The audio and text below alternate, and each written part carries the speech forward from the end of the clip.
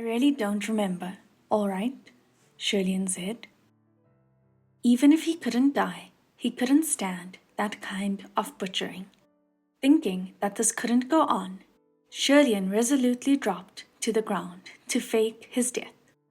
But even in death, he was trampled to the point of passing out. It was water choking him that woke him, because corpses were usually thrown into rivers after battles. HuaLian went with the river flow and floated back to the kingdom of Yong'an like a heap of junk. Afterward, he took several years to recover from his wounds, picked up an unbroken compass to start off anew, and finally made it to his original destination in the south, and stopped minding what went down in the kingdom of Banyue. "I'm sorry," Banyue muttered again. Fu Yao furrowed his brow. "Why does she keep apologizing to you?" Sanlang suddenly spoke up. Kermo said that the Guoshe of Banyue left for the Midlands after a clash between the two armies. Were you involved in that?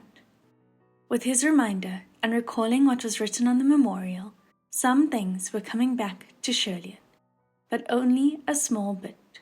"Ah, maybe," HuaLian said.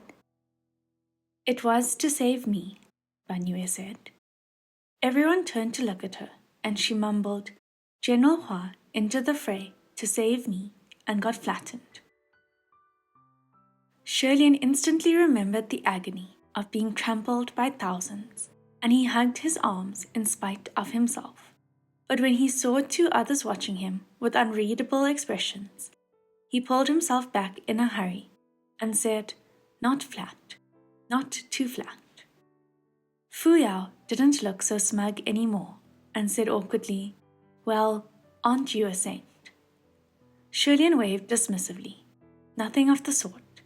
I think I was just going to pick up the child and run away immediately, but we didn't retreat fast enough and got caught between the two armies." "If that's the case," Fu Yao said, "how can you not remember something like that?" HuaLian looked at him solemnly. "Do you not know how many hundreds of years old I am? So much can happen in just a decade. There's no way to remember everything in detail. Besides, some things are best forgotten. Rather than remembering how I was butchered and trampled hundreds of years ago, I'd prefer to remember that I ate a delicious meat bun yesterday. No?" "I'm sorry," Banyue said again. HuaLian sighed.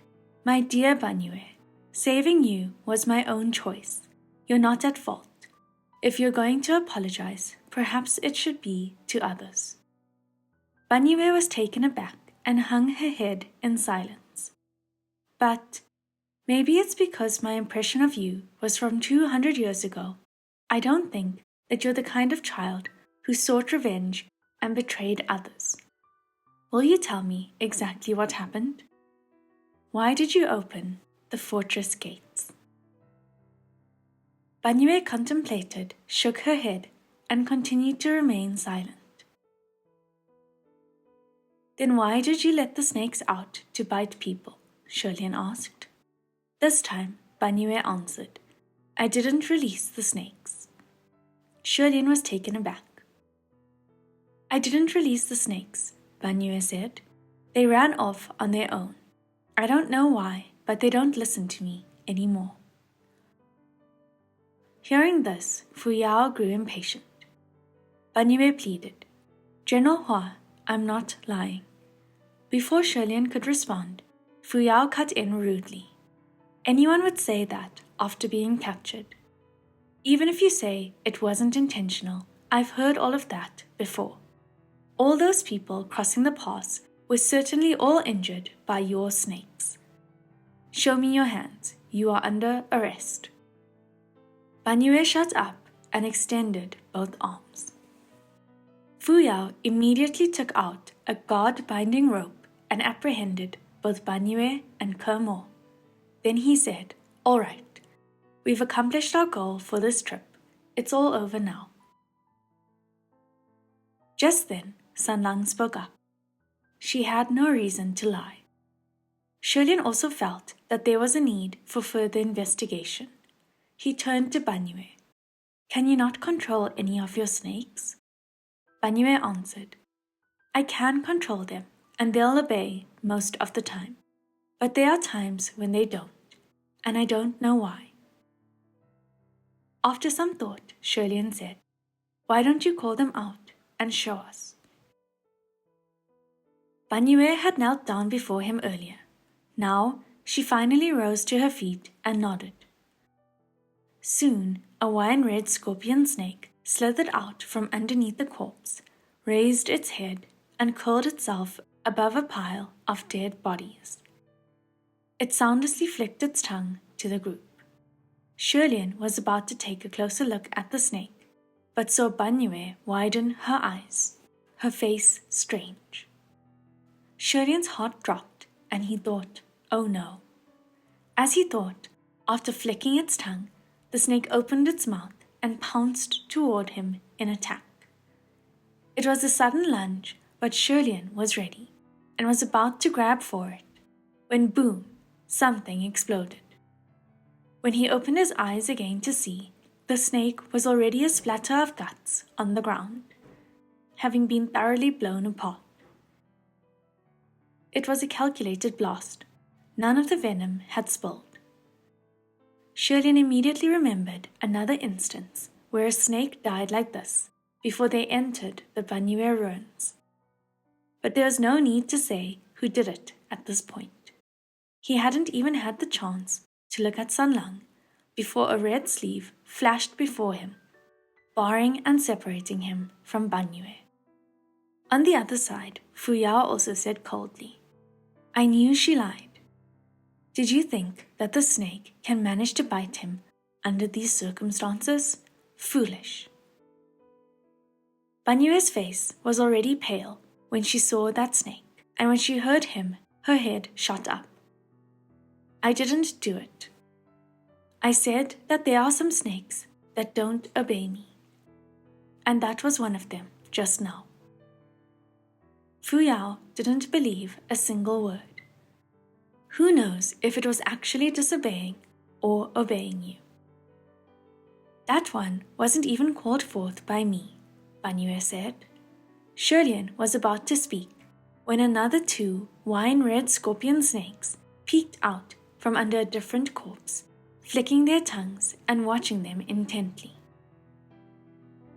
Then a third, a fourth, a fifth. From the mountains of dead bodies and from all around every corner of the pit came innumerable scorpion snakes.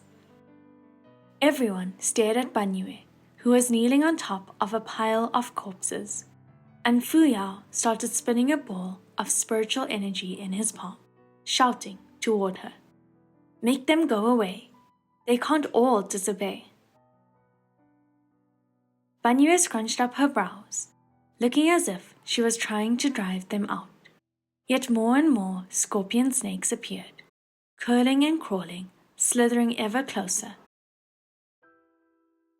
Bites from 1 or 2 snakes might not kill them, but hundreds and thousands was harder to say.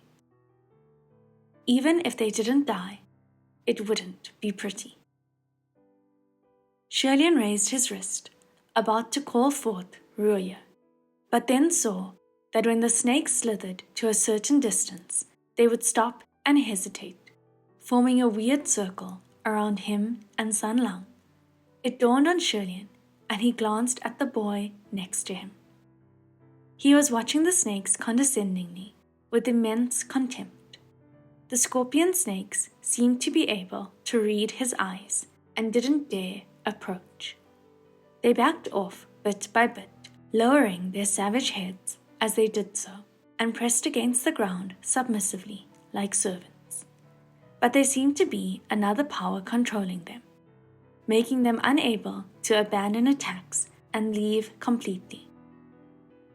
Thus, many of the snakes turned around and slithered toward Fu Yao. Fu Yao swung his hand, and a blast of flames burst from his sleeve, killing a circle of snakes. That wouldn't last long, however, and HuaLian said, Let's go up and get out of here first. HuaLian shot out from HuaLian's arm and flew upwards, but soon it was back on HuaLian's arm. HuaLian was taken aback and raised his wrist, admonishing the silk band. What are you doing back here? The array was released. Hurry and go. But HuaLian remained wrapped on his arm, trembling as if it had bumped into something terrifying at the top. HuaLian was still chiding it when suddenly a long rope of something fell. Plop! It dropped on Fuyao's shoulder. Fuyao went to grab for it, and his face changed the moment he brought it before his eyes. It was another scorpion snake that fell from the sky. This caught Fuyao off guard, and after getting bitten, he hurled the snake toward Banyue. Even with her hands tied, she still unconsciously tried to catch the snake, and having caught it, the dark red snake curled itself up around her arm, but did not attack. Just then, another plop and a second scorpion snake landed on the ground. HuaLian could guess why HuaLian refused to go up. Borrowing the faint light of the moon, HuaLian raised his head and only just barely saw the sight. Hundreds of little wine red dots were falling rapidly into the sinner's pit.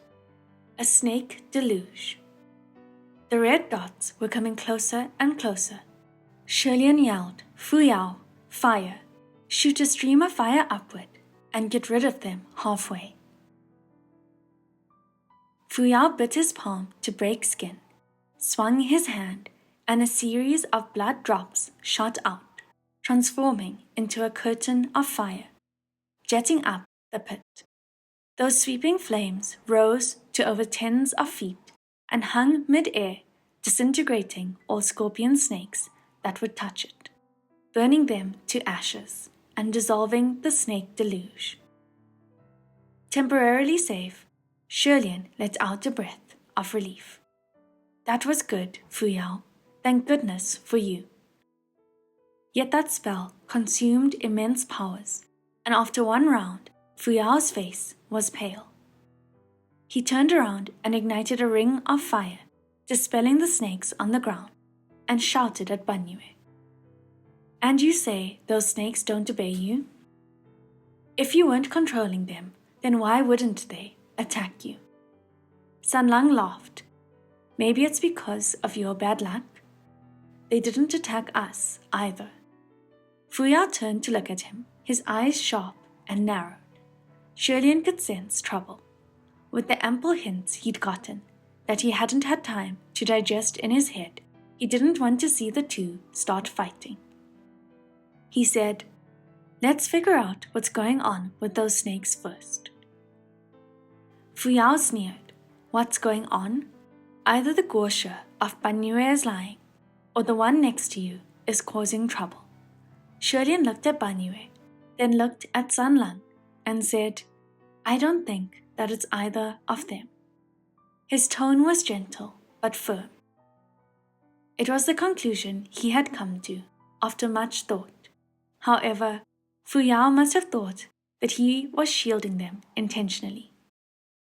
The face illuminated by the flames was unkind, and HuaLian couldn't tell if he was angry or laughing. "Your Royal Highness," Fuyao said, "don't play pretend when you know the truth. Do you still know your place? I'm sure you're already very aware of exactly what the thing next to you is. I won't believe that you haven't realized it."